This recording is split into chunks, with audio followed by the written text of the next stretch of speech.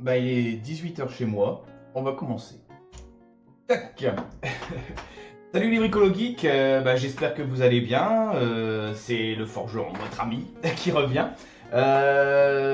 J'espère que vous avez passé un bon petit week-end, et une bonne semaine aussi par la même occasion. Alors bonjour à Amso, merci à Coco d'être déjà présent, même avant l'heure, même avant le démarrage, c'est sympa, ça fait plaisir. Qu'est-ce que j'allais dire? Donc comme je disais, j'espère que vous allez bien. Avant qu'on commence le pull échappe, j'expliquerai dans 2 minutes. Mais en même temps, c'est le Nord, hein, c'est un peu compréhensible. Qu'est-ce que j'allais dire? Oui, donc j'espère que vous allez bien. Comme d'habitude, hein, au démarrage des lives, je vais vous demander que vous me confirmiez que le son est bon. Et salut Carnot, c'est gentil de nous rejoindre aussi. J'espère que ça va bien. Et merci à Alpha qui est en train de hoster, la chaîne. Qu'est-ce que je vais dire? Oui, donc si vous pouviez juste me confirmer que le son est bon, comme ça on va pouvoir démarrer.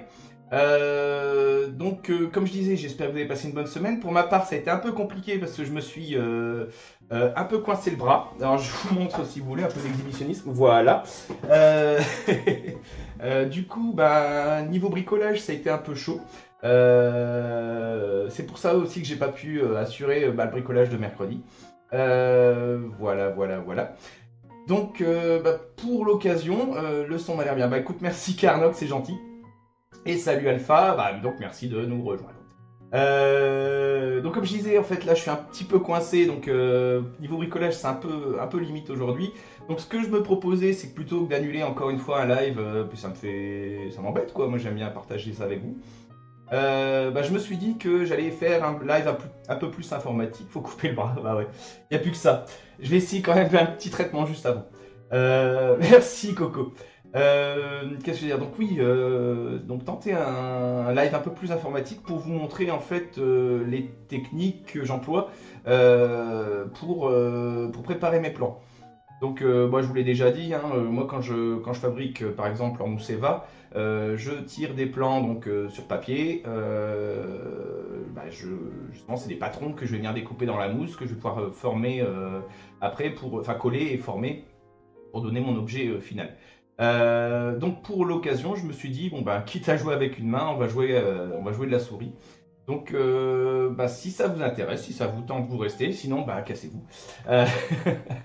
Euh, qu'est-ce que j'allais dire? Je vais vous montrer en fait le logiciel que j'utilise, donc qui s'appelle Pepakura Designer.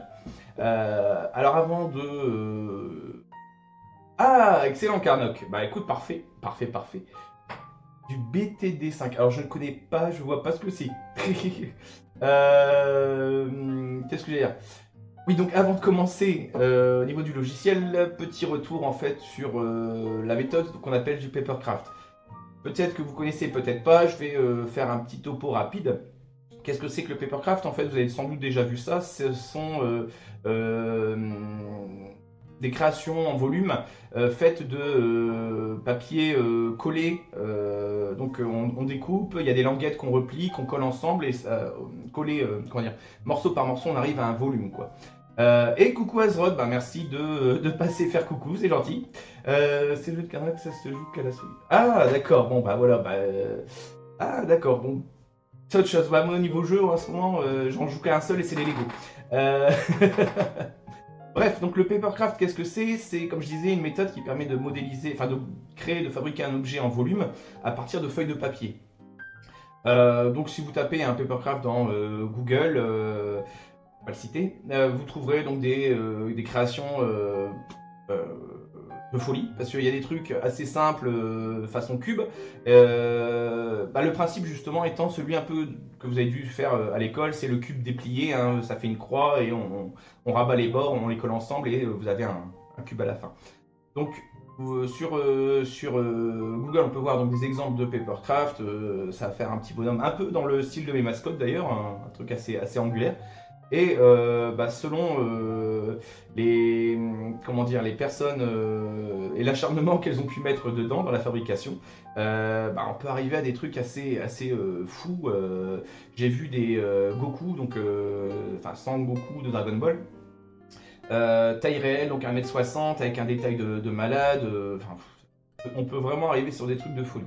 Il y a même, je crois, des chaînes spécialisées là-dessus. Je les connais pas, cherchez à fouiller un petit peu, hein, je pense que vous trouverez. Donc pourquoi je parle de ça? C'est parce qu'en fait, le logiciel Pepakura, alors pardon pour l'accent, hein, mais à mon avis en fait, ça vient, le nom en fait vient de la méthode qui s'appelle le papercraft donc, mais un peu façon japonisante quoi, Pepakura. Euh, donc le logiciel en fait a été développé pour la fabrication, enfin l'édition de plans version papier.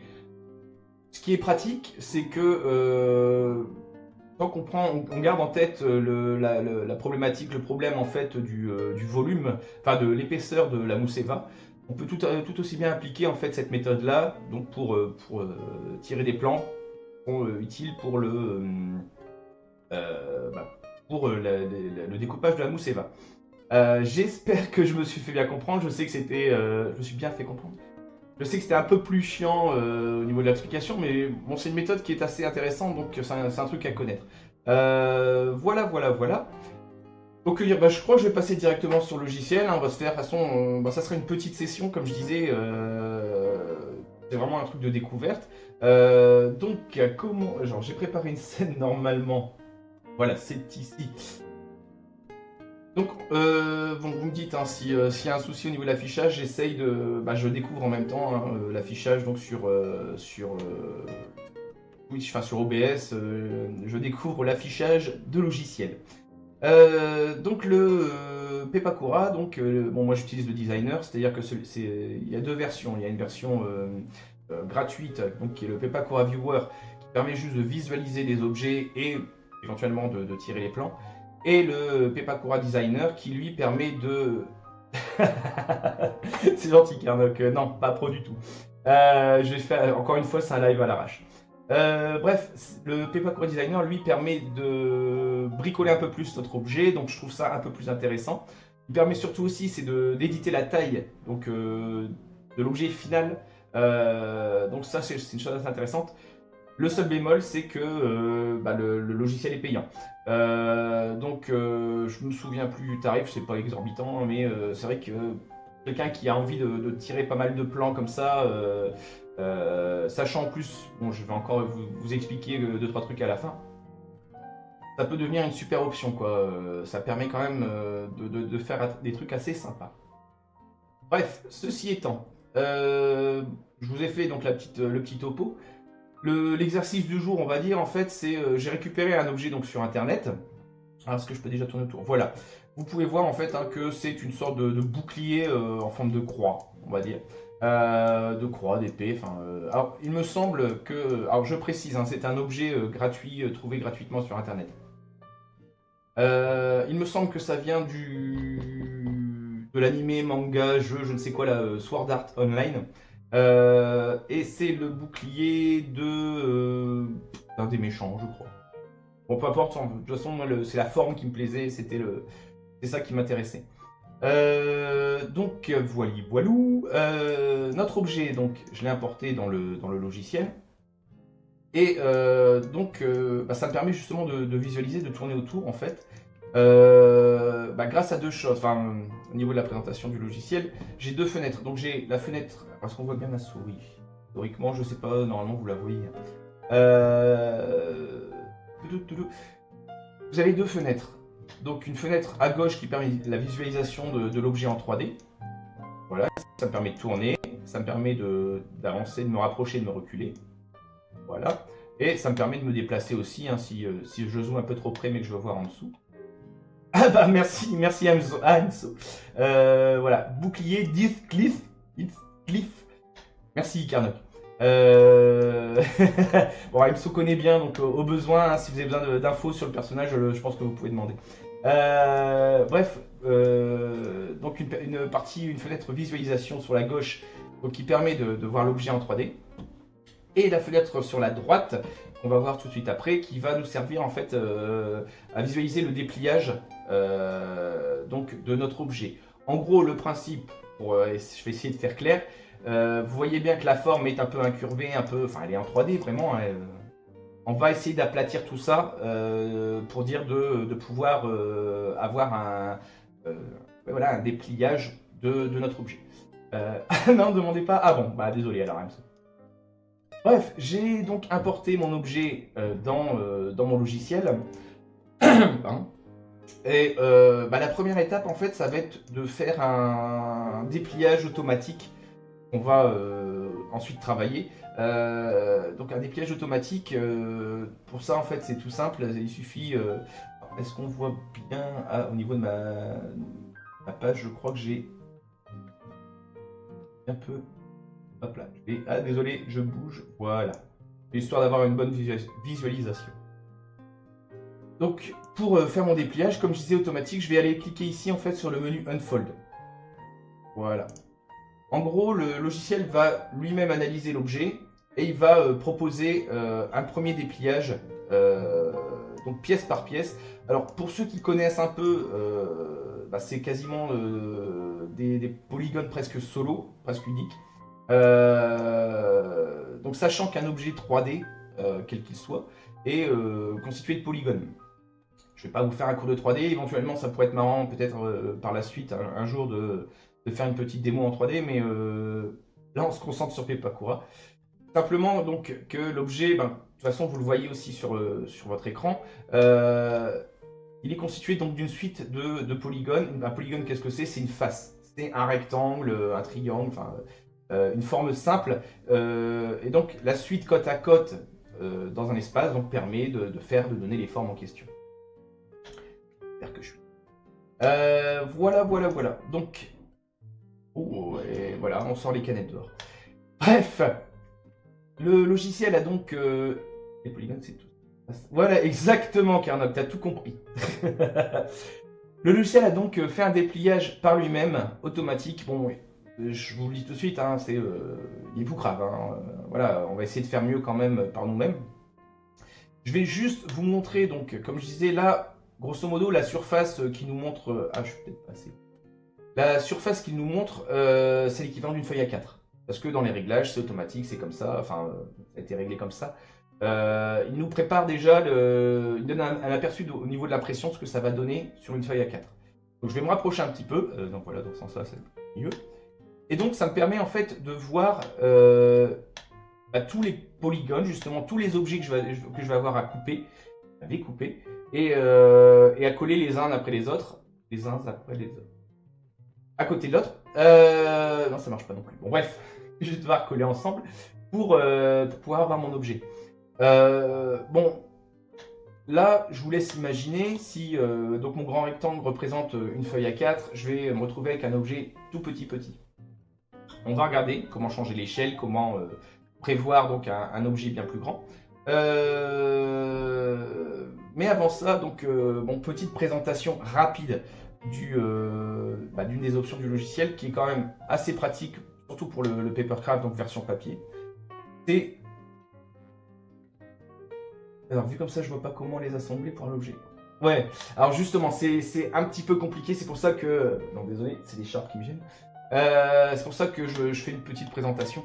Alors, ce que vous repérez ici, donc tous les triangles qui sont de chaque côté, on appelle ça, alors les flaps, les slaps, je sais plus parce qu'en plus c'est une version anglaise, les flaps. Ce sont... Ouais, t'inquiète. Bonjour... Ah bah non, pardon, je croyais que c'était Amso qui parlait. Bonjour Olipire. Olipire le dieu. Oui, bah donc merci de nous rejoindre. Bon, je refais un petit topo vite fait. Donc aujourd'hui, blessure de guerre oblige, pas de bricolage en live, mais par contre une présentation du logiciel Pepakura qui me permet de préparer mes plans. Donc voilà, j'ai qu'une main de dispo, donc je vais vous montrer un petit peu comment ça marche. Voilà, donc écoute, installe-toi, j'espère que tu vas comprendre, au pire pose des questions hein, si besoin est. Donc oui, les petits triangles qu'on voit sur les côtés, ce sont les flaps. Les flaps, qu'est-ce que c'est? Ce sont les raccords qu'on rajoute en fait sur un objet, les raccords qui ne seront pas visibles, qu'on va coller ensemble quand on veut modéliser, coller pour avoir un objet en 3D. Ce que je fais, c'est que moi, je ne vais pas, vu que je travaille sur la mousse Eva, je ne vais pas utiliser les flaps. Donc pour ça, c'est simple. Ce qui est génial en fait avec ce logiciel, c'est que c'est lui-même qui les a générés. C'est-à-dire que si je les cache, hop, voilà. Il me dégage déjà tous les flaps, tous les raccords, toutes les surfaces à coller bord à bord. Et ça, je vais reculer un peu, ça éclaircit quand même vachement mes objets. Là, en gros, ce que vous voyez ici, ce sont, oui, je ne peux pas montrer, ce sont toutes les tranches, tous les rectangles en fait que vous voyez sur la gauche, sont l'équivalent. Alors pour info, je peux même sélectionner d'un côté et je le vois apparaître de l'autre. C'est-à-dire que si je clique ici par exemple, vous voyez, j'ai sélectionné une de mes faces, donc celle-ci, et alors elle a été mise en rouge ici, mise en évidence. Si j'en sélectionne plusieurs, on voit bien, ouais, voilà, vous voyez, je sélectionne un petit peu, enfin polygone par polygone, enfin plusieurs polygones en même temps, quoi. Et surtout, il me les met en évidence, c'est ça l'important, c'est que je peux voir sur lesquels je travaille. Ok, d'accord. Donc, l'option flap étant désactivée, c'est la première chose à faire. Ah, bah écoute, content que ça te plaise, Azod. Je te jure que je suis fan de ce logiciel. C'est une pépite. Donc, même pour tous les autres, je le dis aussi. Ça, c'est super pratique parce que bon, il suffit de lui rentrer un objet en 3D. Il y a des formats quand même, mais pour ceux qui connaissent un petit peu. Il suffit de lui rentrer un objet en 3D. Pas trop lourd non plus, c'est pas la peine de partir sur des objets avec 1 milliard de polygones. Mais donc il suffit de lui entrer ça dedans et il va te faire ton dépliage et c'est super pratique. Autre option, donc très pratique aussi, et c'est là où on y vient tout de suite, c'est donc l'échelle. C'est-à-dire que là, comme je disais tout à l'heure, la surface blanche là que vous voyez sur votre droite, c'est l'équivalent d'une feuille A4 papier. Bon, voilà, si je découpe ça, je vais me retrouver avec un objet grand comme mon pouce, quoi. Voilà, donc c'est pas intéressant. Moi, j'aime bien, on l'a déjà dit plusieurs fois, je dois avoir un complexe à régler, mais j'aime bien les gros objets, les grosses épées, les grosses armes, etc. etc. Voilà, puis un bouclier, c'est fait pour être assez énorme, quoi. Donc, bref, je vais m'arranger pour donc développer, enfin, préparer les plans pour un objet version mouse, quoi, XXL. Alors ça, comment je fais? Alors j'espère qu'on voit bien le menu aussi. Voilà, exactement. On voit bien le menu. Oui, normalement on voit. Alors ici dans Other, non pardon, deux des menus. Donc comme je disais, il faut parler un petit peu anglais parce que bon, bah, voilà, c'est la version que j'ai. Je passe par ici Change Scale, scale étant l'échelle, donc la taille. Et ici Set Scale. Alors, à bien repérer, simplement, la fenêtre on l'a, les unités sont en millimètres. C'est-à-dire que, bon bah voilà, je veux un objet, j'en sais rien, d'1 mètre, bon bah ça fait 1000 millimètres, il faut juste faire la conversion. Donc justement, sur quelle taille on va partir? Est-ce que j'ai un mètre ici? Voilà. Alors ça, c'est le deuxième objet ultra pratique hein, quand on prépare des plans comme ça. Bah, c'est un mètre qui nous permet justement de visualiser à peu près la taille qu'on veut donner. Donc hop, je pose au sol. Alors je vais partir sur quoi? Alors peut-être que Amso lui-même grand fan de la série et donc je saurais me le dire. Je sais pas, je serais tenté de partir sur un bouclier genre 1m40 quoi. Une hauteur de 1m40. C'est une blague, Amso, on va pas chercher. Donc, comme je disais, je vais pouvoir lui définir la hauteur. Bah, moi, comme je disais, je vais prendre 1m40, ce qui fait en millimètres 1400. Voilà. Donc, automatiquement, c'est ça qui coule aussi. Bon, bah, il adapte la largeur et l'épaisseur. Tac. Bon, bah voilà. Et automatiquement, en fait, il m'a créé donc, toutes les feuilles A4 dont j'aurais besoin. Le principe étant justement qu'au moment d'imprimer, on va imprimer sur des feuilles A4 séparées. On va les recoller ensemble et découper ensuite nos formes pour pouvoir les tirer sur la mousse ébas.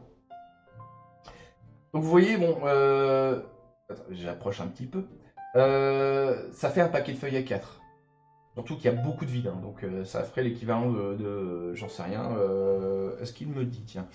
Je crois que ça représente... Où est-ce qu'il me dirait ça? Bon, je ne sais pas, peu importe. Bon, là, il y a plus d'une centaine de feuilles, en tout cas. ça m'intéresse pas trop.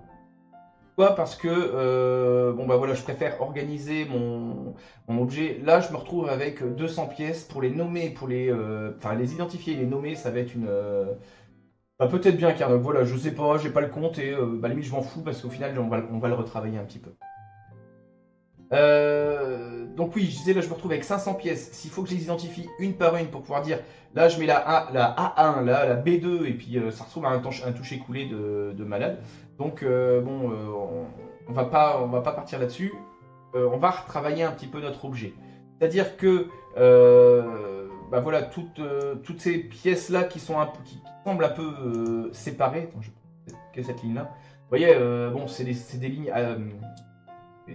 Des pièces à droite à gauche, voilà. Je vais essayer quand même de m'arranger pour avoir des grandes longueurs en fait, juste des bandes à découper. Et pour se retrouver. T'as réussi à faire le compte? Bah écoute, magnifique, bravo. Un acharné ce Carnock. Bref, je vais essayer de m'arranger donc pour avoir rien, 10, 15, 20 pièces, mais pas 200 comme on a là quoi. Donc pour ça, comment je vais faire? Bon déjà, il y a quelques effets logiques à avoir. C'est-à-dire que là, l'objet est symétrique. Hein. Si je vais essayer de me mettre en face, bien en face. Vous voyez que la partie gauche, c'est l'équivalent de la partie droite. Donc éventuellement... Oui, c'est vrai, j'oublie toujours que tu es un bot. Bon, histoire d'économiser un peu, on va dire, du papier, de l'encre et tout ça, bon, bah, faut toujours essayer de... Ça sert à rien de dépenser excessivement. Donc, histoire d'économiser un peu, ce que je vais faire, c'est que je vais éditer, et puis même en temps de travail, je vais éditer, donc préparer ma partie gauche, par exemple, de mon objet, mettre la droite de côté, on s'en tabasse, quoi, je veux dire, on va les dégager. Et au moment de tirer enfin quand j'aurai tiré mon plan, je préparerai les pièces pour la partie gauche, je les inverse et bah, je pourrai tirer mes pièces pour la partie droite. Alors on se comprend? Donc pour ça, bah, ce que je vais faire, c'est que je vais... Alors est-ce que je peux... Ici. Ah non. Ah puis alors avec une main en vrac, ça va être difficile.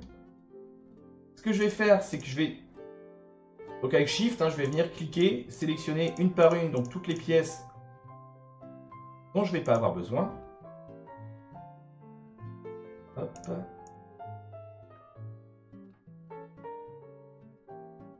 Hop, hop, hop. Alors, vous les voyez ici sur la droite, j'espère que ça se voit assez. Elles sont sélectionnées, donc c'est-à-dire qu'elles ont un encart rouge et une petite boule verte au-dessus. J'y reviendrai plus tard pour expliquer à quoi ça sert. Donc pour les mettre de côté, pour qu'elles ne soient pas prises en compte donc au moment de l'impression, etc., je vais juste les sortir en fait de mon cadre blanc. Alors pour ça, il faut les placer en haut à gauche. C'est-à-dire que si vous voulez la feuille ici, le coin en haut à gauche, c'est la première. Celle tout de suite après, c'est la deuxième, la troisième, etc. Si je place ça avant 0, forcément, c'est pas compté, c'est pas compris dedans. Oui, c'est vrai, Carnock, c'est vrai. Là, je suis un poil handicapé quand même. Donc mes polygones de trop sont sélectionnés. Je vais les dégager, je les supprime pas. Mais simplement, je ne vais pas les prendre en compte dans mon dépliage. Donc je reste appuyé sur Shift et je déplace hop, hors de mon cadre. Alors, je vais reculer un peu. Est-ce que ça se voit bien? Voilà. Donc ici, comme je disais, la zone blanche, c'est ma zone de travail d'impression. À la fin, quand ça sortira, ça sera pris en compte au moment de l'édition PDF. Donc toute cette partie-là qui sera prise en compte. Donc comme je disais, c'est dans la partie grise, donc ça ne compte pas, ça dégage. Voilà, donc ça c'est désélectionné. Donc maintenant, si je resélectionne tout ce qui est dans ma partie blanche, vous voyez bien, j'ai ici tous mes polygones de la partie gauche. Ça va être dur. Par contre, chose à prendre en compte aussi, c'est qu'il y a un dos. Il y a un dos à notre objet. Donc pour ça, qu'est-ce que je vais faire? C'est que je vais encore une fois donc venir sélectionner. Là, à la base, cet objet-là, je vous le rappelle, cette édition d'objet, ça a été prévu pour une version papier, c'est-à-dire qu'il n'y a pas d'épaisseur. Eux, ils ont prévu une épaisseur de papier, comment dire, Ils ont rajouté donc une bandelette de papier, si vous voulez, sur l'épaisseur pour simuler donc l'épaisseur de l'objet. Tout ça, je vais le dégager, parce qu'au final, moi, ma mousse Eva, elle fait déjà 1 cm d'épaisseur. C'est à ce moment-là, en fait, qu'il faut le prendre en compte. Je te disais, Cardoc, que c'est un live à l'arrache, j'ai pas préparé ça. C'est maintenant qu'il faut le prendre en compte, en fait. Toute mon épaisseur ici, ça passe à la trappe, parce qu'elle va déjà être prise en compte sur l'épaisseur de ma mousse Eva. De même, les polygones, donc les objets, la surface qui est à l'arrière, à l'intérieur de l'objet, je vais les dégager aussi. Parce qu'encore une fois, ça c'est ma mousse Eva en fait qui va servir cette zone-là. Donc rebelote, je sélectionne, hop, hop, hop, hop, voilà. Alors là par contre, j'étais déjà arrivé en fait là où je voulais en aller après, mais c'est pas grave. Celles-ci, je les dégage. Encore une fois, je vais les mettre en haut à gauche pour dire de ne pas être prise en compte dans mon dépliage. Alors à la fin, souvent quand on fait un dépliage comme ça, on se retrouve avec tout un tas d'immondices. Ici, bon, c'est la trappe. Hop, puis ma souris qui déraille. Voilà. Donc encore une fois, si je sélectionne les objets qui me restent dans ma zone de travail, je vois bien que je n'ai plus le dos, je n'ai plus la face droite. Ouais. Maintenant, il faut juste que je sélectionne encore mes polygones donc, qui font les contours et que je les dégage. Donc je vais encore une fois donc, cliquer, sélectionner, etc. Je tourne autour. Alors vous verrez, si vous utilisez le logiciel, la prise en main est ultra facile dans la partie 3D. Donc clic droit, je tourne autour de mon objet. Le clic central permet donc de se déplacer et la roulette de zoomer. Tac. Donc pour sélectionner plusieurs choses, comme d'hab, un shift et voilà. Donc rebelote, tout ça c'est inutile, ça dégage. Théoriquement, en ayant sélectionné donc tout ce qui me reste comme polygone restant comme face restante sur mon objet, je n'ai plus que ma face gauche. Voilà, je vois bien que ma tranche n'est pas sélectionnée. Tac, le dos non plus. Alors ce que tu fais là, ça peut être... Non, c'est la version payante justement. C'est ce que je disais en fait, le Pepakura, donc Viewer, lui ne permet pas en fait le travail de la taille, du développement, etc., etc. Il ne permet justement que d'imprimer l'objet que tu as trouvé sur internet. J'expliquerai tout à l'heure les versions, enfin les objets trouvables, oui, ça, trouvables sur internet, où on peut aller les trouver, etc., etc. Là je vous fais la démo et justement l'idée c'était de finir le live un peu sur les bons plans. Où aller chercher ça. Donc, limite, sinon, vous allez faire un tour et vous revenez pour la fin du live si vous voulez, si vous voulez savoir que les bons plans. Voilà, c'était une blague. Je précise, restez là, cassez-vous pas. Bref. Donc, si je jette un œil en fait aux objets, aux polygones qu'il me reste, voilà, j'ai fait quand même un sacré coup de ménage, il me reste plus grand chose. Éventuellement, ce que je peux faire, c'est vous montrer pour ceux qui sont ici en bas, je les sélectionne, je relève et automatiquement, vu que j'ai plus besoin de feuilles A4 blanches, c'est gentil Azrod, c'était une blague surtout. Je vous barrez pas, attends, je fais pas ça pour rien. En fait, dès que j'ai plus besoin de feuilles A4 blanches, lui il m'enlève les lignes inutiles quoi. Pareil pour les colonnes, si je sélectionne ici à droite par exemple et je ramène. Alors, automatiquement, il va limiter le nombre de feuilles A4 dont je vais avoir besoin au niveau de l'impression. Bref, pour l'instant, je me retrouve quand même avec une quarantaine, une cinquantaine, une centaine d'objets différents. C'est un peu chiant. Encore une fois, pour être facile à identifier, je préférerais en fait mettre bout à bout. Donc, je vais sélectionner par exemple, voilà. N'avoir par exemple qu'une ligne de mousse ici à découper. Et coller avec la ligne d'à côté, la ligne encore à côté, etc. etc. Donc pour ça, je vais me rapprocher un petit peu de mon objet. Voilà. Et je vais aller venir utiliser quand même les outils qui se trouvent ici. Bon, je vais pas tous vous les démontrer aujourd'hui, hein, le but étant, c'est vraiment une approche hein, du logiciel. Et puis moi-même, au final, je n'utilise, je suis certain qu'il y a des options que j'utilise jamais et qui seraient super pratiques, mais bon, encore une fois, c'est de l'autodidactisme. Et bon, ben, on fait comme on peut. Donc, on se sert de ce dont on a besoin. Bref, je vais essayer de souder, par exemple, ces deux objets-là. Avec les autres après aussi, mais déjà, ces deux-là ensemble. Pour ça, il y a un outil super simple. C'est l'outil qui est ici, j'espère qu'on le voit bien, qui s'appelle donc Divide Connect Faces. Yeah. Donc je clique dessus. Alors forcément ma sélection a dégagé. Alors qu'est-ce que c'est que cet outil? Si vous voyez en fait, je vais me rapprocher encore, un peu trop. Voilà, c'est pas toujours évident de se balader dedans. Vous voyez qu'en fait en m'approchant donc des bords de mes polygones, il m'a mis des arêtes, donc les côtés, les bordures en vert. C'est simple, en fait, en cliquant dessus, il me permet de les ressouder ensemble. Si je voulais recliquer, hop, il me les séparerait à nouveau. Ça permet en fait des fois de se balader donc, sur l'ensemble des arêtes qui constituent un objet. Alors j'avoue là, la ligne que vous voyez en travers, là par exemple, la verte, c'est une arête. Je ne sais pas s'il y a moyen de les afficher. Fold lines. Non, c'est pas ça. Comme je disais, moi je n'utilise pas toutes les options. Il doit y avoir moyen d'afficher les arêtes quelque part, mais bon, là, en l'occurrence, ça ne nous sert pas à grand chose.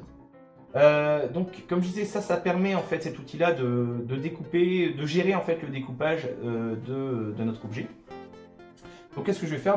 Comme je disais, moi, vu que je veux des longues lignes, je vais aller souder les arêtes ensemble. Ici, ici, ici. Voilà. Voilà. Comme ça, je n'ai qu'une. Pardon, je me passe en mode objet. Enfin, sélection. Je n'ai qu'une seule longue ligne qui me fait du haut en bas de mon objet.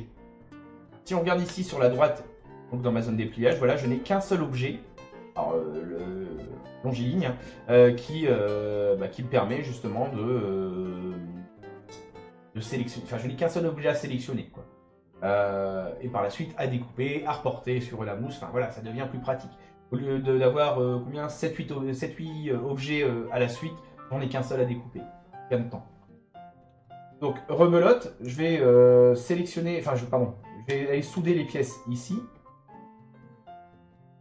Tac, tac, tac, tac, tac, et tac. Voilà, j'ai direct une deuxième bande. Je vais la mettre ici, histoire de les situer. Hein. Celle-là étant celle au milieu, et vu que je vais partir sur la gauche, au niveau de mon placement, mon plaçage sur les feuilles A4, je vais essayer de les situer quand même dans le bon ordre. C'est juste un repère perso, il n'y a pas d'obligation, mais c'est au niveau de l'organisation. Pardon. Alors, on continue. Alors, attends, découper plein de pièces pour les recoller ensemble après. Ouais, voilà, c'est ça. C'est exactement ça. Encore une fois, on gagne du temps en raccord, on gagne du temps en... puis de la qualité aussi, quoi. Donc, mon objet ici... Alors, je recule un petit peu. Voilà, il est ici à droite. Je viens le placer ici. Je continue, hein. Je pense que vous avez saisi le principal. Tac. Tac. Celui-ci, je vais ramener.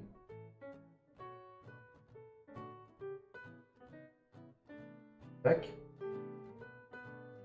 Bon, dans l'absolu, je pourrais tout à fait tout coller, mais je vous fais la démo en même temps, quoi. Enfin, souder tous les arêtes qui m'intéressent ensemble. Et puis tout replacer après, mais bon, c'est comprenez. Tac. Là, je le prends. Je soude. Ah. Hop. Hop. Alors vous voyez même automatiquement, voilà, il m'enlève les feuilles A4 dont je n'aurais pas besoin. Donc ça y est, on se retrouve donc avec 8 objets au lieu de la cinquantaine que j'avais au départ. Bon voilà, gain de temps, efficacité, etc., etc. Ce que je vais faire, c'est que maintenant, histoire de ne pas gâcher non plus énormément, trop de papier, je vais me préparer organiser un peu les différents patrons de sorte à bah, économiser le papier. Bon, c'est peut-être un réflexe un peu radin, mais c'est histoire de, bah, voilà, de ne pas me cacher le papier à chaque fois. Donc ce que vous voyez ici maintenant, on va passer sur la partie droite. Ce que vous voyez ici en fait, donc le niveau des pointillés, j'espère que ça se voit bien, bah, ce sont les marges au niveau de l'impression. Donc bah, une feuille A4 théoriquement, bah, vu qu'en fait il va falloir faire des raccords, alors, le logiciel lui-même va se débrouiller hein, pour faire des raccords entre des raccords automatiques. Pas des repères, pardon, de raccords. Mais donc, ouais, il va y avoir un chevauchement en fait. Donc, en gros, le rectangle que vous voyez en pointillé, économisez les arbres aussi exactement, car c'est pas exact. Les pointillés sont pas exactement une surface A4. Hein. La feuille A4 sera un petit peu plus grande. Mais ça, c'est la zone d'impression. Donc, hop, je vais essayer de me caler vraiment proprement, pas dépasser. Hop, je ramène la suivante. Tac, je ramène la troisième. Bon, j'ai une barre de plus, c'est dommage, éventuellement j'aurais pu n'avoir qu'une seule colonne. Mais bon. Tac, voilà. J'essaye de faire propre. Alors, vous voyez ici, bon je me rapproche un petit peu, j'ai le... Est-ce que si je clique ici, voilà, bon. Ça me permet de voir un peu les différents polygones. Hein, voilà. J'essaye de ne pas chevaucher un objet, de ne pas faire chevaucher un objet sur le raccord. Si je peux éviter d'avoir un objet sur deux feuilles en même temps, surtout un truc aussi fin, je vais essayer de tasser un petit peu. J'espère que vous me comprenez. En gros, l'idée c'est, je veux pas le mettre là, quoi. Hein, je veux vraiment, j'annule ici avec la flèche. Je veux pas qu'il empiète sur le pointillé, parce que comme je disais, c'est le raccord entre deux feuilles. Ça va être chiant d'aller couper une deuxième feuille. Donc lui, je peux même le rapprocher.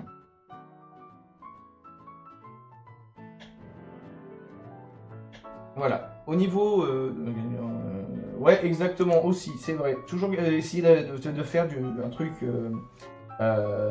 gagner du temps, économiser de l'argent. Donc là, il me reste donc 4 pièces. Les 4 petites. Pourquoi je les ai mises de côté? En fait, parce que je vais essayer de les mettre ici à droite de mes grandes lignes, de mes grandes bandes. Encore une fois, pour économiser. Donc, hop, ici, elle est là. On va voir hein, au niveau de la répartition comment s'organiser. Voilà. J'ai déjà gagné par rapport aux 500 feuilles que Karnock avait compté tout à l'heure. J'en suis à 2 par hop, 3 et 3, 6. 12 feuilles. 506 contre 12, bon voilà. Je ne suis pas au bout. Ah oui, bien vu. Quoique, non. Juste, tu vois. Très bien, Azrod. Donc 12 feuilles. C'est quand même un gain de temps et d'argent. Là, j'ai 8 morceaux à découper. Enfin, 2 fois, forcément. Comme je disais, il faut reporter pour la partie droite et, droite et gauche. Mais hormis ça, je veux dire, je me retrouve avec 8 morceaux, 12 feuilles. Par rapport aux 46 000 morceaux et 500 feuilles du départ, bon bah voilà, vous voyez bien que le temps, on a gagné une sacrée partie. Et l'autre bout. Donc de quoi la partie droite, c'est ça? Comme je disais, il suffira d'utiliser ces bandes-là, de reporter dans l'autre sens et de coller en fait. Enfin d'inverser et de découper, coller. Voilà, on a le miroir. Voilà. Que dire de plus? Ah oui, alors une chose aussi. On l'a vu. Le haut. Non, le haut, le A4e longue pièce. Ah, ici. Non, je crois que je suis juste sur la ligne, mais en même temps, tu sais, je peux le décaler un petit peu, c'est pas gênant. En fait, il me reste de la place. Hein. Tac. Je vérifie que je l'empiète pas. C'est sûr, je vais pas mettre 2 pièces l'une sur l'autre. Je vais essayer d'éviter ça. Mais voilà.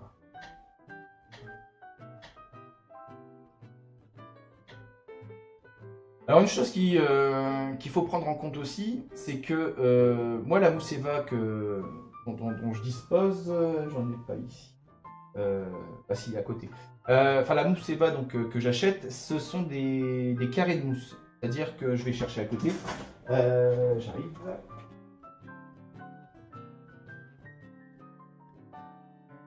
J'arrive. Encore une fois, un live à l'arrache. Ce sont des carrés de mousse, c'est-à-dire que ce sont des choses que j'achète dans le commerce, dans les magasins de sport. Donc ce sont des carrés de mousse façon puce en fait, hein, qu'on assemble pour les machines de sport, pour les dojos ou des choses comme ça. Et bah donc ils ont une taille standard, hein, c'est pas des grandes plaques que j'achète, ce sont des petits carrés. Donc il faut que je prenne en compte le fait que je vais devoir aussi sur la hauteur, là qui fait 1 mètre, l'objet faisant 1 m 40, il va falloir que je fasse des raccords aussi sur mes plaques en fait, de mousse. Donc avant d'arriver et de pleurer parce que j'aurais pas assez de matière pour la découper, et avant justement de sortir mes plans, bah, je vais justement reprendre l'outil de découpage pour essayer d'anticiper mon raccord. J'espère que je me fais comprendre. Que dire de plus? J'essaye de réfléchir une petite minute à ce qui pourrait être le plus utile.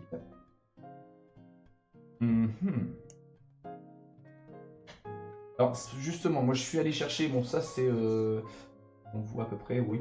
Ça c'est les bandes en fait qui sont tout autour donc des pièces de puzzle pour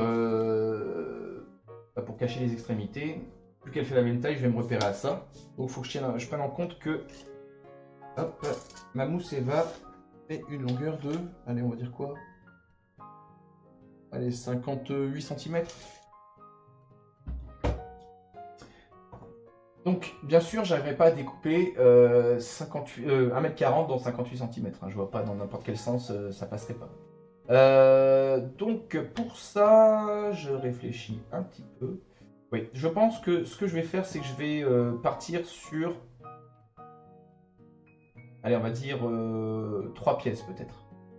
C'est-à-dire que je vais de nouveau découper donc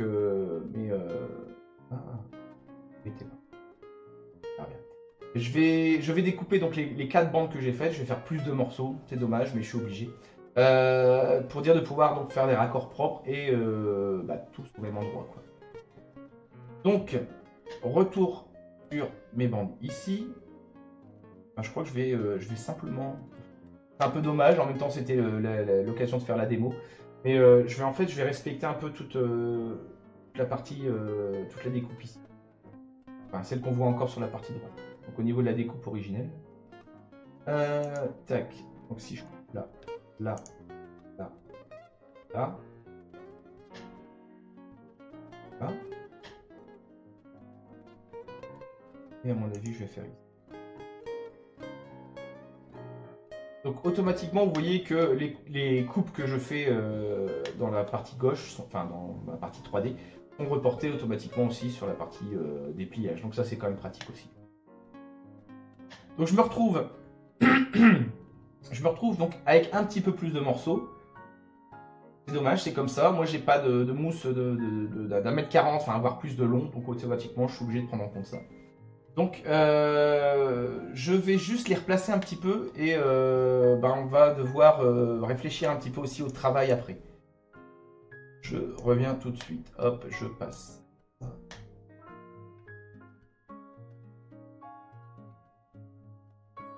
Il dépasse maintenant. Je vais éviter.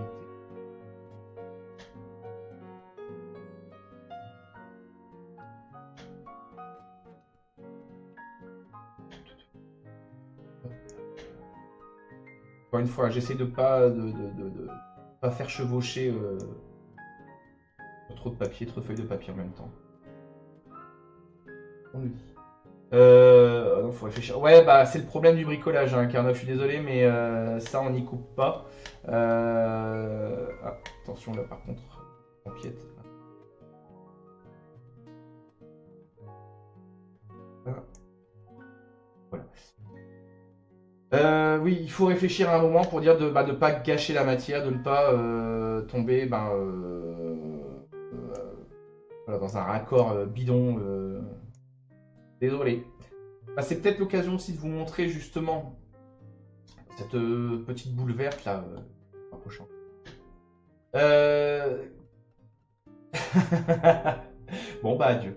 Euh, Qu'est-ce que c'est en fait? Bah oui, en plus la souris quand elle se met dessus c'est très parlant. C'est ça, ça permet en fait, c'est une poignée qui permet justement de bouger, de faire tourner mon polygone pour pouvoir le placer des fois un peu mieux, un peu plus proprement. Donc pour le manipuler un peu plus facilement. Tac. Là, je vais le redresser un petit peu. Là. Ça permet des fois de placer une pièce dans un dépliage comme ça permet des fois de placer une pièce qu'on n'aurait pas réussi à mettre autrement, quoi. Ah, il va m'embêter lui. Hop, justement. Je peux le placer dans un sens ou dans l'autre. Là, je tourne. Non, il va m'embêter. Je vais faire l'inverse. Ah oui, ça, après, c'est vraiment un jeu de puzzle. Hein, de puzzle hein. Bon, c'est vraiment histoire de gagner de calcul. Enfin, c'est du calcul pour gagner un petit peu de papier, quoi. De place, de travail, etc.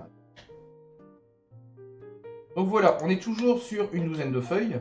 On a toujours, on a 3, 4, 5, 6, 7, 8, 9, 10, 11, 12, 13, 14, 15, 16 morceaux. Voilà. Et on est toujours gagnant. C'est sûr que c'est moins bien que 8, mais par rapport aux 500 000 du départ, voilà, il y a un gain. Par contre, je vous laisse imaginer le problème quand vous allez sortir ça, imprimer ça, il faut les repérer, les morceaux. Éventuellement, hein, vous pouvez toujours vous repérer au niveau des formes, essayer de trouver, pareil avec les puzzles, enfin comme avec les puzzles, et bon, laquelle correspond avec laquelle, mais c'est pas évident. L'idéal, c'est de repérer, c'est-à-dire d'annoter chaque morceau et de la nommer, quoi. Donc pour ça, ce que je vais faire, c'est que je vais... attendez, voilà. Voilà. Je vais partir par exemple de ma ligne pardon, du milieu, en allant vers la gauche. Je vais les nommer, donc par exemple A1, A2, A3. Ligne à côté B1, B2, B3. Je pourrais tout aussi bien dire ligne 1, A, ouais, il faut pouvoir les repérer. A, morceau A, ligne A, partie 1, ligne A, partie 2, ligne A, partie 3. Enfin voilà, vous comprenez le principe. Simplement les nommer de façon efficace et claire, même si moi-même je ne l'ai pas été, pour pouvoir les repérer, les coller les unes aux autres. Hop, donc, comme je disais, moi, ma première ligne, ça sera toucher-couler, exactement. Ma première ligne, je vais l'appeler A, par exemple. Et donc, de haut en bas, j'aurai morceau 1, morceau 2, morceau 3. Donc, je sélectionne mon morceau A1, on va dire. Je le vois ici, je vais le nommer. Je me rapproche. Je vais identifier, c'est celui-ci. Donc, je vais utiliser l'outil texte. Ici. Est-ce qu'on voit bien? Théoriquement, je pense que oui. Donc, j'active. Je viens cliquer ici. Et je viens le nommer A1. Alors, au besoin, je peux changer la police, la taille. Hop, voilà. Par contre, je suis obligé de reprendre mon outil de sélection pour le déplacer. Voilà, j'ai nommé mon objet. J'ai gagné un temps fou parce que quand je le reporterai sur ma mousse, je note A1. Et A1, c'est pas évident à dire. Voilà, j'ai gagné un temps fou. Tac. Alors moi j'ai pris l'habitude, par contre, de nommer, de me repérer justement par rapport à la position aussi de la notation. C'est-à-dire que, par exemple, pour le deuxième objet, je vais la noter ici en bas. Hop. A2. Voilà. Je le place bien. Dommage qu'ils ne mettent pas aussi le nom sur le modèle 3D pour le repérer. Oui, alors je sais qu'il y a un jeu de texture, enfin il y a une possibilité de texture, ça, mais je t'avoue que ça, j'ai pas fouillé. Éventuellement, tu vois, si je le sélectionne, je le vois directement ici, hein. Donc bon, on s'y retrouve quand même relativement facilement. Alors pourquoi, comme je disais en fait, pourquoi j'ai une place bien précise au niveau de mon annotation? Pourquoi je mets pas mon nom ici au milieu? Simplement pour repérer le haut du bas. C'est-à-dire que quand je vais avoir mes trois pièces A1, A2 et A3, je sais que l'endroit où j'avais annoté A1, je vais le coller avec la partie de A2 qui n'y a pas d'annotation. Ça me permet de ne pas prendre ma pièce dans l'autre sens, de ne pas la retourner, de ne pas me tromper. J'espère que je me fais comprendre. Sinon, éventuellement, je pourrais marquer A1 partie, enfin le haut, A1 partie bas, machin, mais c'est encore une fois, c'est du temps perdu. Simplement savoir, moi j'ai une logique, l'endroit où j'annote A1, bah, il est collé avec le A2 où c'est pas annoté.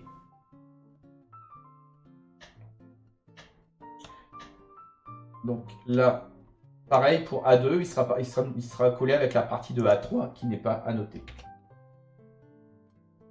Hop. Voilà. Tac. Bon bah voilà.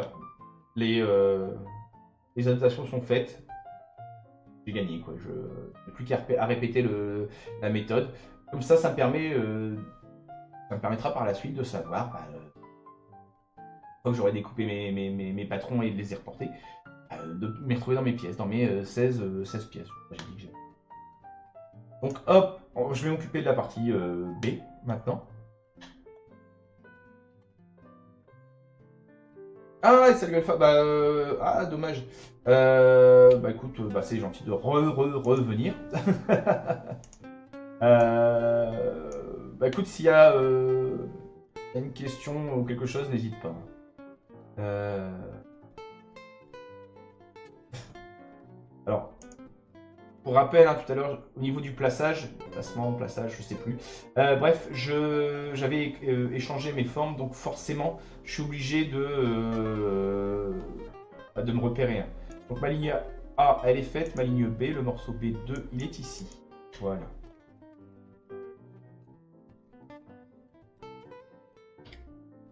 C'est pour ça que c'est pratique d'avoir la possibilité, enfin l'objet en 3D sur la gauche, ça permet de visualiser, de voir en même temps où on en est. Donc B2 c'est celui-là, je vais aller voir B3 c'est celui-ci.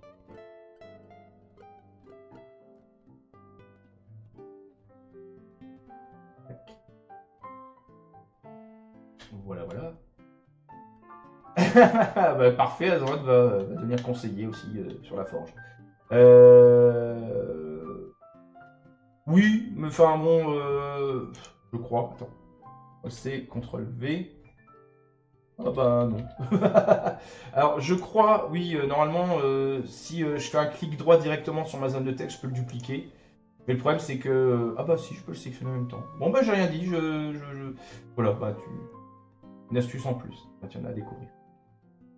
J'identifie, ça souhaite le C, voilà. C'est le C1. Donc oui, en effet, si clic droit donc, sur une zone de texte, on peut la dupliquer et la déplacer. Hop là.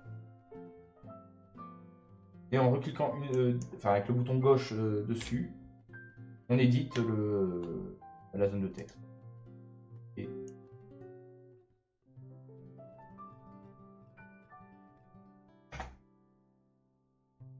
Ah. Donc là, ça va être le D.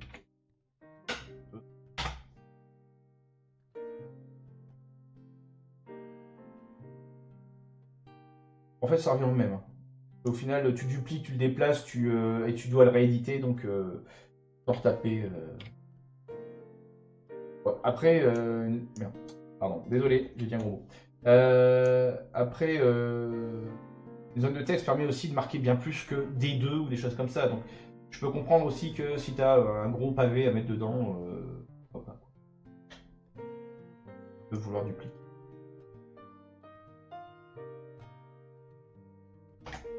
Et 3. Tac. Alors par contre, j'avoue que là, au niveau de mes petits morceaux, je ne suis sûr de rien. Donc je vais le sélectionner, je vais me repérer, voilà, donc ça va être le E.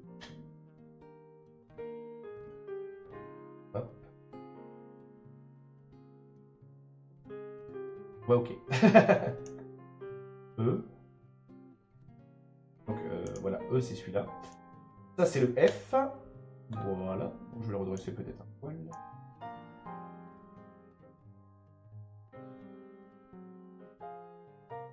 Parfait, en plus ça va être l'occasion de vous montrer une autre option du truc. Ça va être le G.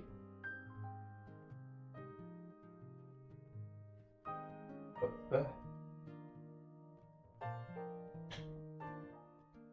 Bon, ça c'est le... Oh là. Hop là. Bien ça. Donc, je un peu ici. J'ai annoté... Pardon. J'ai annoté donc tous mes morceaux. Chose quand même vachement pratique, hein, donc une fois que j'aurai sorti au niveau de la pression, je m'y repérerai. Enfin, je sais que je rabâche un petit peu, mais c'est la chose quand même super pratique dans ce logiciel. C'est que quand j'aurai tiré mes plans, je me repérerai directement au niveau de la répartition, quoi. Vu que je connais moi-même ma façon de faire, de travailler, etc., je sais que quand tu... Ouais, pourquoi pas. Là, après, c'est simplement des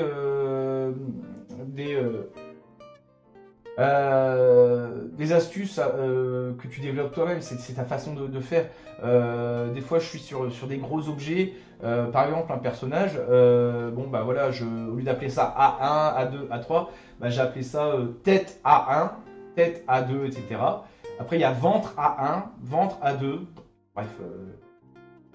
L'alphabet grec, oui, pourquoi pas, ouais. Et après, vraiment, s'il y a besoin, je passe au russe. Après, ça, c'est vraiment... voilà, je vous montre comment faire, mais la réflexion est toute simple, hein, c'est vraiment savoir, c'est à vous de décider, quoi. C'est à vous d'organiser votre travail comme vous le sentez le mieux. Alors, comme je disais, par exemple, ici, ce morceau-là, il est à cheval donc sur 3 feuilles. Ça m'embête un peu parce que je voudrais... j'ai pas envie d'avoir 3 feuilles à découper, donc je vais essayer de le placer un peu mieux. Mais le problème, c'est que si je prends par exemple mon morceau, ah mince, mon F il reste là où il était. Je le remets là.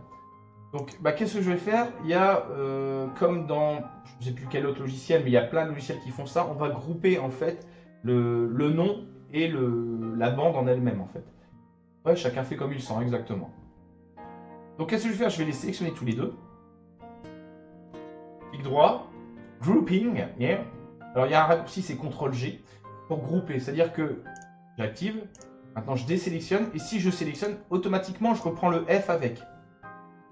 Alors des fois ça permet de prendre l'objet et son annotation, et son nom, groupir exactement, mais surtout ça permet des fois de, par exemple, avec l'exemple que je donnais avant, le ventre, la tête, etc., etc., je peux faire un groupe tête, un groupe ventre, donc ça permet de réorganiser de prendre plusieurs morceaux en même temps. Ça accélère aussi le mouvement des fois, quoi. Donc ça, alors pareil, le E, va falloir que je le bouge, donc vaut mieux que je les groupe. Hop.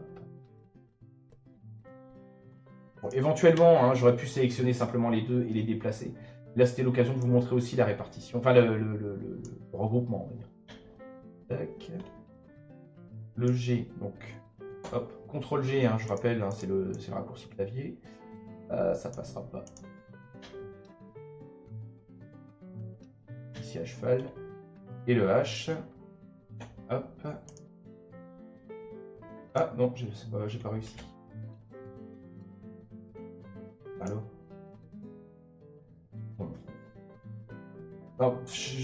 J'avoue que des fois le logiciel a des bugs ou alors des choses des cas que j'ai rencontrés et que j'ai pas compris, ça marchait pas forcément terrible. Mais bon, dans l'ensemble, il est quand même super pratique. Hop, alors peut-être en le tournant un petit peu. Voilà, j'arrive à le placer seul sur une ligne. Là, sur une page.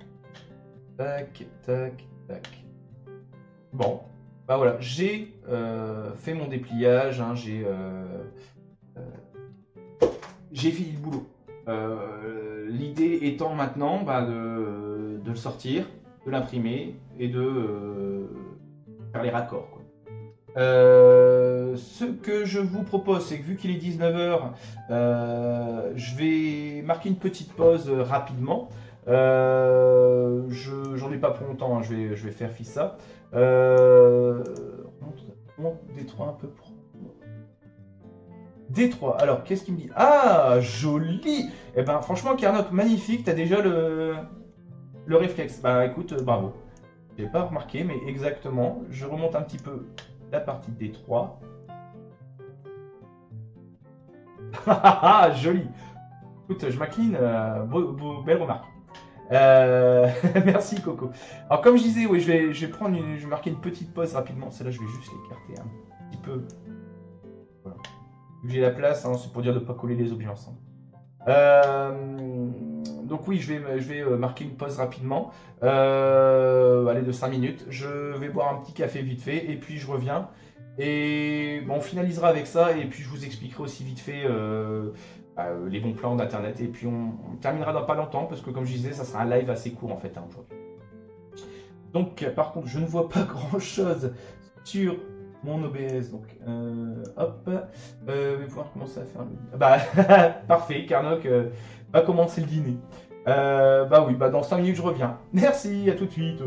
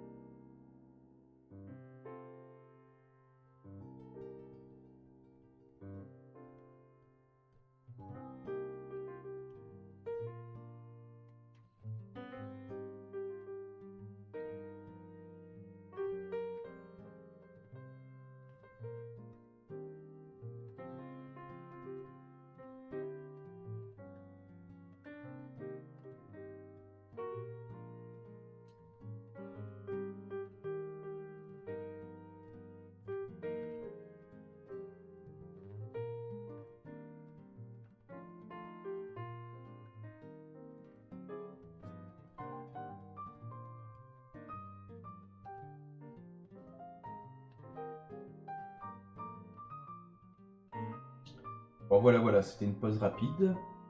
Tac, faut que je me remette. En grand, 2 minutes. Oui, donc retour. Hein, bon, vu que c'était pas un gros live, j'allais pas faire non plus une pause d'une heure. Et l'apéro, ouais, Carnock, et l'apéro. On va croire que t'as fait le Hellfest, toi. Donc il retourne hein, sur la Forge du Geek, sur l'explication aujourd'hui de Pepakura Designer 4. Enfin, découverte, hein, plus qu'explication. Bah, merci d'être toujours là, pour ceux qui sont toujours là. On va retourner donc sur le logiciel. Encore une fois, un petit résumé. On a vu comment se servir de Pepakura. Qu'est-ce que c'est Pepakura? C'est un logiciel qui, quand même, est assez béton. Hein. Enfin, il est quand même super pratique pour préparer des plans, des patrons en fait qui vont nous servir donc à développer, à créer des objets 3D, donc à les développer pour les fabriquer en EVA ou en je ne sais quelle mousse, enfin quelle matière. Donc voilà, je reviens là-dessus. Comme je disais en fait, hein, donc on a fait notre développement, enfin on a étalé tous les polygones, toutes les parties qui constituaient notre objet. Alors une chose à savoir, c'est que comme je disais, il va falloir mettre des repères de raccord au niveau de l'impression. Et Carlock, bon j'espère que la popote commence, hein, j'ai faim. Donc oui, il va falloir mettre des repères de raccord au moment où on va tirer nos feuilles et les imprimer. Donc pour les raccorder. Donc où ça se trouve, ça, c'est ici dans Settings et dans Print and Paper Settings. Donc si je clique dessus, voilà, nouvelle fenêtre qui apparaît, ça me permet en fait de contrôler au niveau de la sortie. Hein, c'est vrai que j'aurais peut-être dû vous montrer ça au début parce que éventuellement j'aurais pu choisir de travailler sur non pas des feuilles A4 mais des feuilles A3, etc. etc. Bon, sachant que moi mon imprimante c'est de la A4, forcément je laisse sur le réglage de A4. Donc avec les réglages automatiques, l'orientation, c'est-à-dire que si je veux travailler, parfois c'est plus pratique de travailler en mode paysage qu'en mode portrait. Les marges hein, que je laisse un peu tout autour c'est des paramètres d'imprimante un peu habituels. Le line weight, c'est de mémoire, je crois, ça va être l'épaisseur des lignes au niveau du traçage.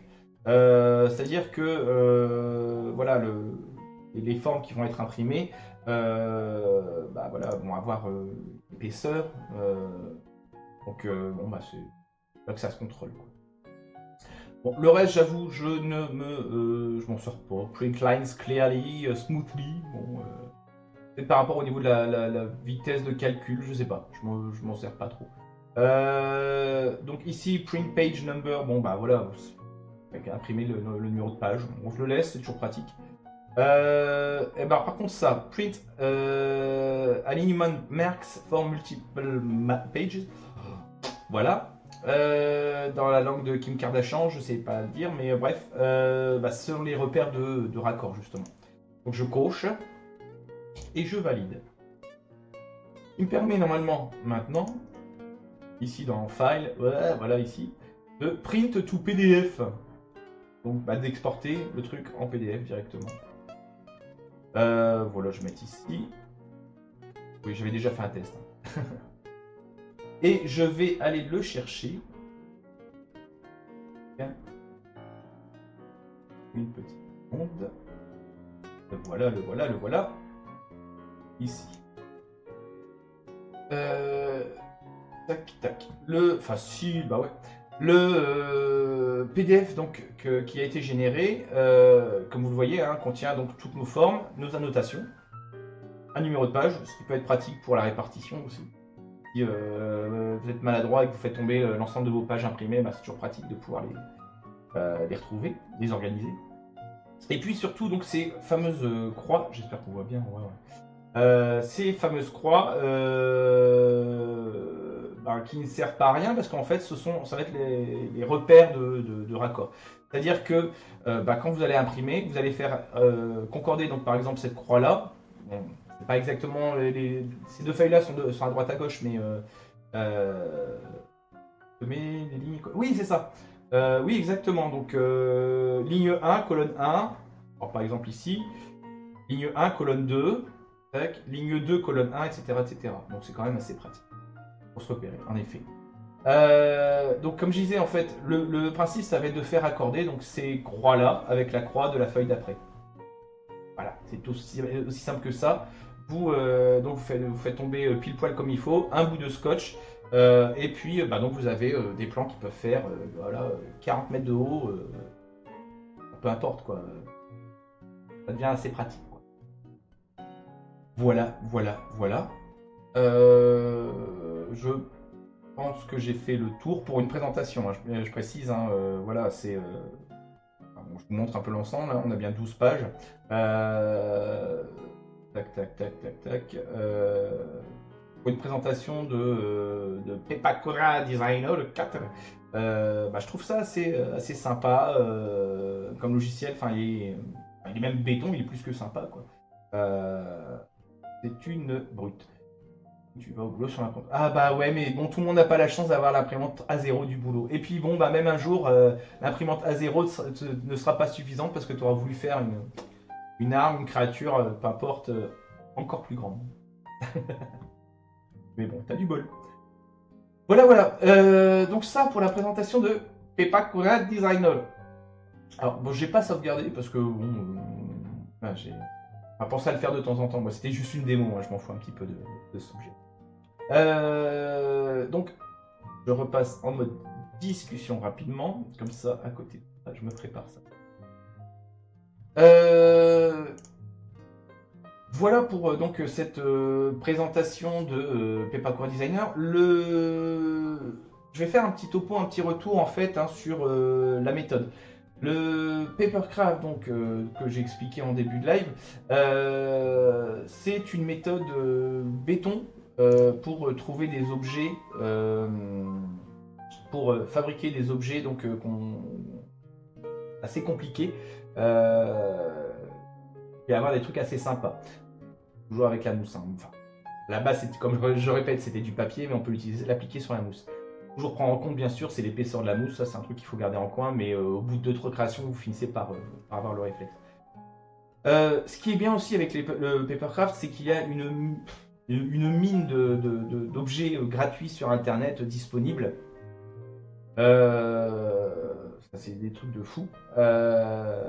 Donc, qu'on peut trouver. Donc, il suffit de taper papercraft modèle, enfin, en gros sur Google, et on trouve pas mal de choses.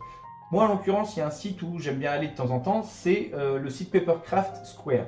Alors, je repasse en mode, voilà. C'est celui-ci. Bon, alors on fait pas attention à la pub, hein, bien sûr. Papercraft Square, c'est une base de données, on va dire, hein, une bibliothèque en fait de modèles d'objets Papercraft en ligne. Donc sur différents thèmes, il y a bah oui, bah c'est un peu le principe Coco. Le but c'est je vous montre un petit peu comment bricoler, enfin des astuces pour bricoler. Après c'est clair qu'il y a du boulot perso, mais à la base c'est juste une suite d'astuces à mettre en place. Donc Papercraft Square en fait, hein, il se présente comme ça. Bon bah il y a la page d'accueil avec, j'imagine, ce sont les toutes dernières créations donc de la communauté, hein, enfin des communautés. Voilà, bon avec les pubs un peu bizarres des fois de temps en temps. Et surtout, voilà, il y a quand même pas mal de choses sur différents thèmes. Donc bon bah moi je suis fan par exemple de Robo Mecha. Hop, je vais aller voir, aller dans les Transformers. Tiens, peu importe. Bon bah voilà, il y a tout ce qui est en rapport avec les Transformers. À partir de là, on va pouvoir récupérer donc les modèles et les passer dans Pepakura et les imprimer à la taille qu'on veut, etc. pour avoir un objet de déco chez soi. Par exemple, j'en sais rien. Hein, éventuellement, je voudrais, allez, hop, par exemple, Optimus Prime en toy, je sais pas quoi là, toy boy là, comment on dit, toy quelque chose. Paper Toy. Voilà, il me suffirait donc de le télécharger et puis de l'ouvrir dans Pepakura pour pouvoir l'imprimer. Moi je sais que... Alors je vais repasser, je suis désolé, je fais que ça de passer comme ça, mais je vais essayer de retrouver, parce que j'avais mis de côté. Hop. un petit objet que j'avais trouvé rigolo. Là.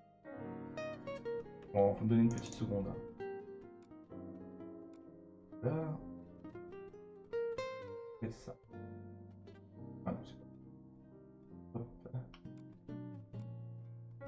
Ouais, bon, ma minute. Voilà. Alors, chose qui est bien, je repasse. Je repasse donc en mode. Voilà. Voilà, j'ai récupéré donc par exemple sur le. Je crois que c'était sur ce site-là, ou sur un autre, hein, il y en a des dizaines de toute façon. Donc un casque que je trouvais assez rigolo. Donc, qui est quand même constitué de beaucoup plus de polygones, plus d'objets. Mais ce qui est intéressant, c'est que celui qui a mis ça donc à disposition, il a eu la gentillesse de mettre le dépliage aussi avec. C'est-à-dire que bon, les fichiers de Papercore Designer, ce sont des fichiers PDO. Lui, il a donné carrément le fichier donc PDO et il est déjà donc développé. Alors, je pense pas qu'il ait mis les noms. Alors par contre, moi, je vais désactiver directement les flaps là parce que les raccords, ça pourrit un peu la lecture, je trouve du truc. Non, il n'a pas mis d'objet. Les noms, pardon. Mais bon, on gagne déjà. Voilà, on a. Dans l'absolu, on a juste à imprimer voilà, tout ça de page. Et puis, à reporter sur de la mousse. Et puis, bah, voilà, on a gagné, quoi. C'est un gain de temps énorme. Il y a, comme je disais, hein, il existe des dizaines de sites de communautés de Papercraft. Il y a aussi certains qui sont spécialisés pour faire du développement, développer des objets, mais en version mousse. C'est-à-dire qu'ils ont pris déjà en compte l'épaisseur de la mousse, etc., etc. Enfin, bref, ça, il suffit de fouiller un petit peu, de chercher un peu sur Internet. On trouve quand même pas mal de choses et des trucs carrément sympas, quoi. Donc voilà, j'espère que je me suis fait comprendre. Est-ce que ça marche ou pas? J'ai l'impression qu'il y a un bug au niveau du... la diffusion est bonne encore? Est-ce que vous m'entendez toujours? Youhou! J'ai eu des pertes pas mal. Il y a encore quelqu'un? Oui, non, non, peut-être? Bon, bah tant pis. Donc voilà, ah oui, ah bah oui, bon, vous me rassurez. Non, mais j'ai eu peur pendant un moment parce que mon écran s'est figé. Bref, donc j'espère que j'ai... J'espère que j'ai été clair, j'espère que la présentation... Ah ouais, vas-y, cachez-vous. Je l'ai pas vu. J'espère que la présentation du logiciel vous a plu aussi, parce que bon, encore une fois, je sais que je me répète, mais c'est quand même un truc super puissant et super pratique quand on veut bricoler. Éventuellement, par la suite, je pourrais même vous faire découvrir d'autres sites et d'autres méthodes que moi j'emploie. C'est-à-dire que parfois je vais aussi m'amuser à chercher les communautés d'impression 3D et donc qui mettent aussi des objets 3D à disposition et donc pour imprimer, mais qu'on peut importer donc dans Pepakura, changer la taille et refaire des plans pour pouvoir les faire en mouse costaud. Donc ça éventuellement, bon si ça vous tente par la suite, écoute, content que ça te plaise Carnac. Donc oui, éventuellement ça pourrait être l'occasion d'un live ultérieur. Que dire de plus? Ah tiens d'ailleurs, soit dit en passant Carnock, je suis passé sur ton live ce matin, mais comme par hasard je suis arrivé pile au moment où tu fermais. Alors j'ai vu que tu jouais à Dragon Quest, mais bon je l'ai loupé. voilà. Bon c'était le petit aparté comme ça. Carnock est un liver, un Twitcher aussi, Alpha aussi d'ailleurs, voilà, un Twitcher ici. Bref, je vais repasser en mode, hop, moins en grand. Qu'est-ce que j'allais dire? Donc comme je disais là, ça va être la fin du live, un live un peu court, hein, parce que bon un peu bloqué par le bras, donc je peux pas trop bricoler aujourd'hui. Mais bon, on se retrouvera sous peu quand même pour le petit bonhomme, notre petit bonhomme en mousse, à notre Saitama qu'il faut terminer. Je vous rappelle aussi que je vais enchaîner bientôt sur une fabrication... Ah d'accord. Je vais enchaîner sur une fabrication par la suite donc en polystyrène extrudé et résine. Donc sur une arme un peu plus... c'est vraiment plus de la... Ah, bah on en parlera après, Karnok. Enfin, je reviendrai dessus. Qu'est-ce que je disais? Oui, armes donc en polystyrène extrudé et résine, ça c'est plus des objets de décoration pure. Second, ben, la mousse, autant ça peut résister à un salon cosplay ou je sais pas quoi, enfin un défilé machin. Autant la résine, le moindre coup, bah, ça casse. Mais bon, bah, c'est un délire assez sympa aussi. Donc pour rappel, hein, enfin je refais un peu de promo, mais c'est comme ça. Enfin, je suis bien obligé. Cette fameuse arme là, elle est directement en rapport avec le tuto du sceptre d'Athéna, donc qui est visible sur la chaîne YouTube hein, de la Forge du Geek. Tiens, j'ai une quantité de pertes d'images folle. Bon, bah, tant pis, j'espère que vous m'entendrez encore. Que dire de plus? Bah oui, n'hésitez pas à aller sur le Facebook aussi de la Forge parce que bon bah des fois je donne un peu d'infos, genre bon, cette semaine j'ai pas pu mais j'avertis quand un live est annulé, etc., etc. et reporté, ou si j'en fais peut-être des fois des extraordinaires en plus. Enfin extraordinairement, enfin voilà, pas à la date précise, hein, c'est pas forcément génial quoi. Voilà. Autre info qui peut être rigolote, j'attends d'ici quelques jours, mais bon bah voilà, ça va être la saison des salons, donc ça pourrait être rigolo en fait, j'en sais rien, et éventuellement si vous êtes dans le coin de se voir sur un salon, où je devrais prochainement exposer, je vais en faire quelques-uns, je vais essayer. Voilà. Bah, j'espère que en tout cas le live vous a plu. Je suis bon bah encore une fois désolé d'avoir dû raccourcir, d'avoir fait un truc un peu à l'arrache, mais bon c'était l'occasion de discuter, enfin d'échanger, de vous montrer un peu notre méthode assez pratique. Et oui Karnok, hein, j'espère que bah, t'as apprécié donc One Punch Man parce que c'est une série qui déchire quand même. Voilà, bah merci à vous donc d'être venus. Je vais faire une coupure là, mais au final bon bah j'ai plus grand chose à dire. Éventuellement, si ça vous dit de faire une foire aux questions, bah, dites-moi, hein, balancez, vas-y, allez-y les questions. En attendant, je suis en train aussi de développer, enfin d'étudier aussi l'histoire de faire un Discord pour la chaîne parce que ça pourrait être rigolo aussi de discuter ensemble hors live.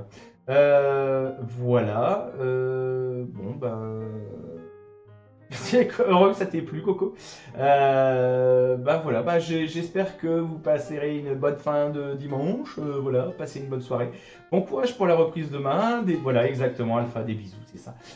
C'est la fin, c'est comme d'habitude, hein, à l'arrache, je sais plus quoi dire. La paix sur terre et tout ça. Donc voilà, à la prochaine, quoi. Merci, puis à bientôt.